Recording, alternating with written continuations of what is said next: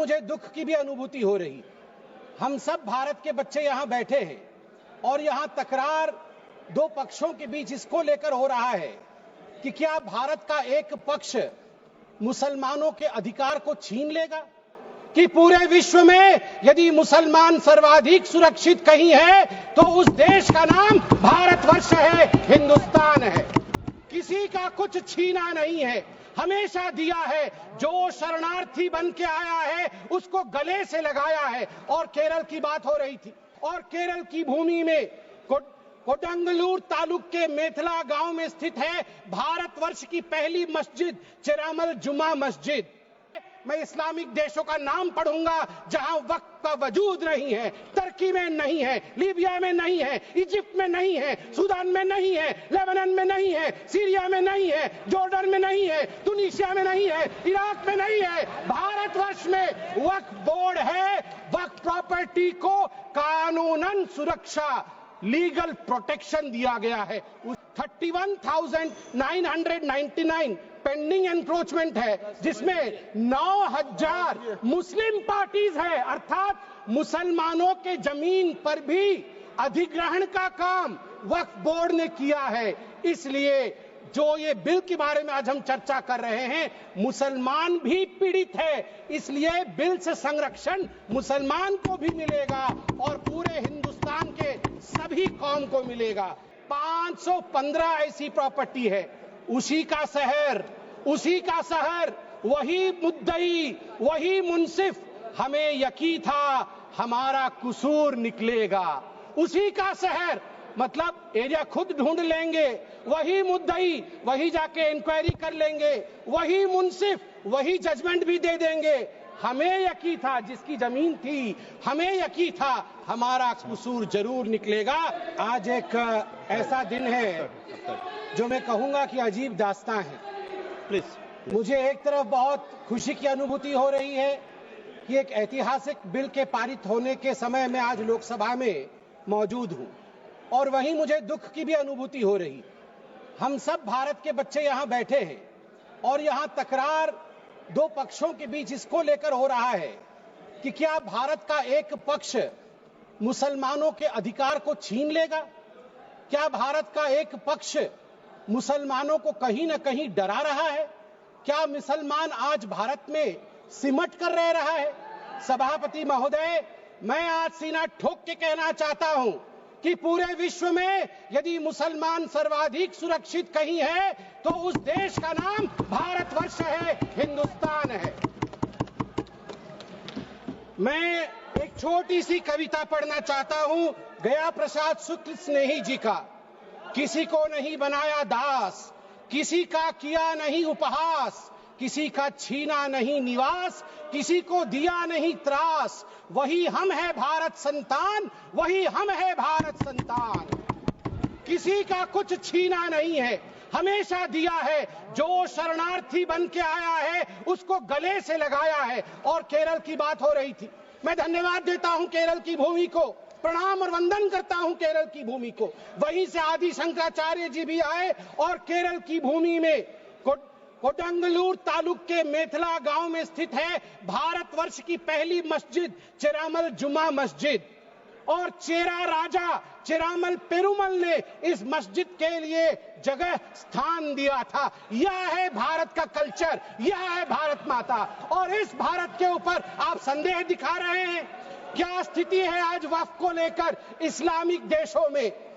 क्या वक्फ property Islamic देशों में है? मैं इस्लामिक देशों का नाम पढ़ूंगा जहां वक्फ का वजूद नहीं है, तुर्की में नहीं है, लीबिया में नहीं है, इजिप्ट में नहीं है, सूडान में नहीं है, लेबनान में नहीं है, सीरिया में नहीं है, जॉर्डन में नहीं है, तुनीसिया में नहीं है, इराक में नहीं है। भारतवर्ष में वक्फ बोर्ड है। वक्फ प्रॉपर्टी को कानूनन सुरक्षा, लीगल प्रोटेक्शन दिया गया है, उसके बाद भी हंगामा क्यों है बरपा? उसके बाद भी हंगामा क्यों है बरपा? मैं पूछना चाहता हूं, क्या गुनाह है मोदी जी का? क्या गुनाह है हमारा? हमारा गुनाह सिर्फ इतना है कि हम सबका साथ चाहते हैं, हम आगा खानियों का साथ चाहते हैं, हाँ हम बोहरा समाज का साथ चाहते हैं, हम पसमानदा समाज का जो पिछड़ा वर्ग है मुसलमान समाज में उसका साथ चाहते हैं, हाँ हम चाहते हैं महिलाओं का रिप्रेजेंटेशन और प्रतिनिधित्व हो। क्या ये गलती है? क्या मोदी जी गलती कर रहे हैं? आप बताइए। हम सबका विकास चाहते हैं, हम चाहते हैं वक्फ औलाद के अंतर्गत जब आपकी फैमिली लाइन समाप्त होती हो उस समय अगर एक बेवा हो, उस समय यदि तलाकशुदा महिला हो, उसको नजरअंदाज करते हुए किसी भी कीमत पर प्रॉपर्टी जो है वो वक्फ पे पास नहीं जानी चाहिए। ये अगर मोदी जी सुरक्षित महिला को सुरक्षा दे रहे हैं, सुनिश्चित कर रहे हैं, तो किसी को क्या दिक्कत हो रही है? मैं यहां कहना चाहता हूं, जहां तक दान, क्योंकि वक्फ का मतलब दान होता है और हर धर्म में, मेरी बहन अभी सिख धर्म के विषय में बता रही थी, मंत्री जी भी सिख धर्म के विषय में बता रहे थे, सेवा और दान, इसके आधार पर सिर्फ धर्म आज देश का विदेश में जाना जाता है। हिंदू धर्म, ईसाई धर्म, सब में दान का महत्व है। आदि शंकर ने आज से हजारों वर्ष, केरल के लोग भी सुन रहे हैं, मैं कहना चाहता हूं, भज गोविंदम में दान के लिए क्या कहा था? गेयं गीता नाम सहस्त्रम ध्येयं श्रीपति नाम ध्येयं श्रीपति रूपमजस्रम नेयं सज्जन संगे चित्तं देयं दीन जनाय जवित्तम। दीन जनों को, गरीबों को वित्त दान करो, ईश्वर मिलेंगे। भगवान का नाम लो, गीता का ध्यान करो, ईश्वर मिलेंगे। और वही इस्लाम में भी ज़कात, सदका और सदके जरिए के नाम से जिक्र किया गया है। वक्फ जो दान की जमीन और पुण्य के लिए, परमार्थ के लिए, धर्मार्थ के लिए वक्फ बनाया गया है। वक्फ के बोर्ड में आज जो लोग कह रहे हैं कि वक्फ एक्ट में ये जो अमेंडमेंट है ये अनकॉन्स्टिट्यूशनल है, ये किस आधार पे कह सकते हैं? 1995 में वक्फ एक्ट आया, मतलब उससे पहले से चल रहा था। 1995 एक्ट के अंतर्गत अभी हम चल रहे हैं। 1995 के बाद आप याद करिए 2013 में भी अमेंडमेंट हुआ। उससे पहले 1954 में, 1959 में, 1964 में, 1969 में और 1984 में अमेंडमेंट्स या संशोधन हुए हैं। अगर वो सारे संशोधन ठीक थे तो आज ये संशोधन अनकॉन्स्टिट्यूशनल कैसे हो सकते हैं? मैं छोटे से एक विषय को रखना चाहता हूं। आज आप देखिए, सच्चर कमेटी ने 2006 के अपने रिपोर्ट में कहा था, सच्चर कमेटी ने कहा था कि उस समय 2006 में वक्फ के पास 4.9 लाख रजिस्टर्ड प्रॉपर्टी थी। उस 4.9 लाख रजिस्टर्ड प्रॉपर्टी से मात्र वक्फ की जो कमाई हो रही थी वो उस समय 163 करोड़ की थी।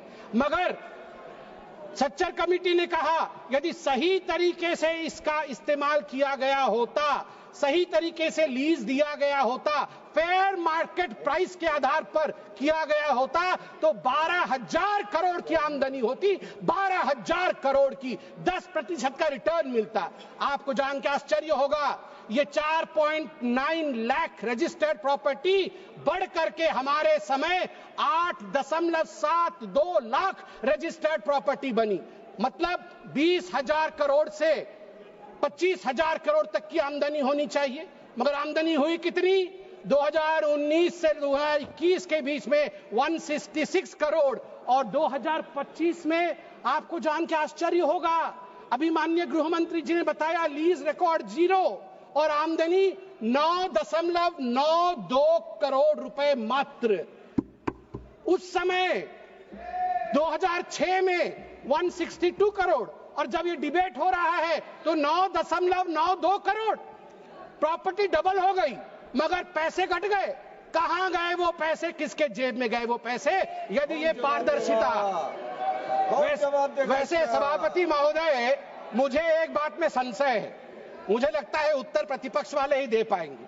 आज बड़ी चर्चा हुई है, आज चर्चा में कहा गया कि सबसे ज्यादा जमीन 3 ऐसे शख्सियत है उनके पास है, रेलवे के पास, आर्मी के पास वो देश की जमीन है और उसके पास वक्फ बोर्ड की जमीन है। मगर मुझे इसमें संशय है, मुझे लगता है तीसरे नंबर की जमीन तो किसी परिवार के बोर्ड के पास है। अगर सही से देखा जाए, आप ध्यान से देखिए, सही है, एक परिवार का बोर्ड है, सही है, अरे है एक परिवार का बोर्ड, उसके पास हो सकता है इससे अधिक जमीन निकले। सभापति महोदय, घंटी तो उनकी बजनी चाहिए, आप हमारी मत बजाइए।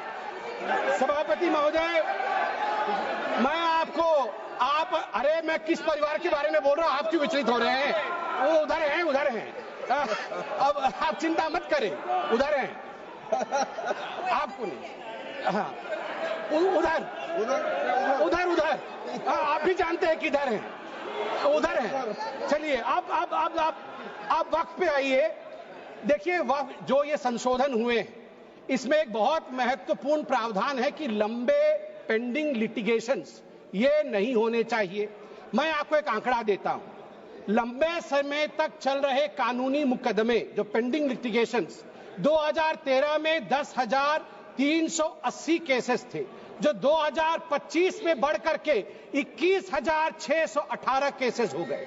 अनाधिकृत घुसपैठ, एनक्रोचमेंट, ये सुनिएगा सभापति महोदय और सभी सदस्यों को कहूंगा, वंशी पोर्टल में टोटल एनक्रोचमेंट के केस 58,890 है। इसमें से लगभग 31,999 पेंडिंग एनक्रोचमेंट है, जिसमें 9,000 मुस्लिम पार्टीज है, अर्थात मुसलमानों के जमीन पर भी अधिग्रहण का काम वक्फ बोर्ड ने किया है। इसलिए जो ये बिल के बारे में आज हम चर्चा कर रहे हैं, मुसलमान भी पीड़ित है, इसलिए बिल से संरक्षण मुसलमान को भी मिलेगा और पूरे हिंदुस्तान के सभी कौम को मिलेगा। मैं अंत में इतना ही कहना चाहता हूं कि सेक्शन 40 को लेकर आज जो कहा गया, मैं बस 30 सेकंड में समाप्त करूंगा। सेक्शन 40 को लेकर आज यहां बहुत चर्चा हुई। ये जो तर्कहीन शक्ति, इर्रेशनल पावर दिया गया था वक्फ बोर्ड को, खुद ही इंक्वायरी करते थे और खुद ही जमीन को वक्फ में डिक्लेयर करते थे। आज देश में 515 ऐसी प्रॉपर्टी है, उसी का शहर, वही मुद्दई, वही मुंसिफ, हमें यकीन था हमारा कसूर निकलेगा। उसी का शहर, मतलब एरिया खुद ढूंढ लेंगे, वही मुद्दई, वही जाके इंक्वायरी कर लेंगे, वही मुंसिफ, वही जजमेंट भी दे देंगे। हमें यकीन था, जिसकी जमीन थी, हमें यकीन था हमारा कसूर जरूर निकलेगा। मगर सभापति महोदय, मैं धन्यवाद देना चाहूंगा आदरणीय प्रधानमंत्री श्री नरेंद्र मोदी जी का, हमारे माननीय गृह मंत्री जी का, किरण रिजिजू जी का, कि इन्होंने इस प्रकार के एक प्रावधान को यहाँ प्रस्तुत किया है जिससे देश में हम सब सुरक्षित रह सके। धन्यवाद।